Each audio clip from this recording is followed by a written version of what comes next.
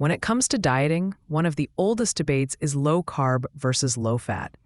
Both approaches promise fat loss, but the question many people ask is which one has a bigger impact on metabolism? To answer that, we need to look at how each diet changes the way your body burns energy. Low-carb diets focus on reducing carbohydrate intake and often emphasize protein and fat.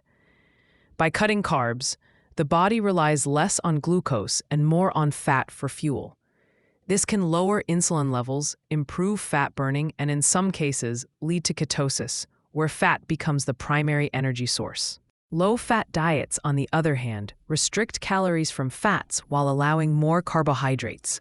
The goal is usually to reduce overall calorie intake, since fat contains more calories per gram than carbs or protein. This approach doesn't force the body into ketosis, but it can be effective because it naturally lowers calorie density. So which one boosts metabolism more? Research shows that both diets can lead to weight loss, but their effect on metabolism is surprisingly similar. Some studies suggest low-carb diets may slightly increase daily energy expenditure, meaning you burn a few more calories per day compared to low-fat diets. However, the difference is often small and may not matter much in the long run.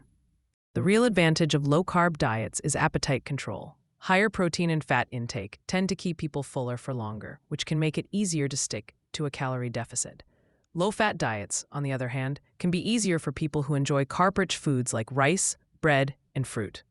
The key is that adherence matters more than the diet itself. When it comes to metabolic rate, neither diet has a magical advantage. Your total calorie intake and your ability to sustain the diet matter more than whether you cut carbs or fats.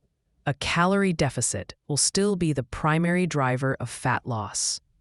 But there is one important note. Extremely low-fat diets can interfere with hormone production, since fats are necessary for hormones like testosterone and estrogen.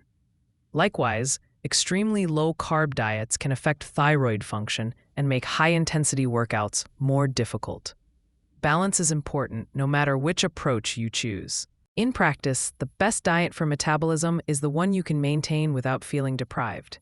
If you find it easier to cut out bread and pasta, low-carb may work better. If you prefer lighter foods and don't mind reducing oils and fatty meats, low-fat may suit you more. The bottom line is that both low-carb and low-fat diets can help with fat loss and metabolism, but neither has a dramatic edge. Consistency, food quality, and long-term sustainability are the real factors that keep your metabolism healthy and your weight loss journey on track. If you found this video helpful, make sure to hit like and subscribe to the channel for more science-backed tips on metabolism, fat loss, and nutrition strategies that actually work.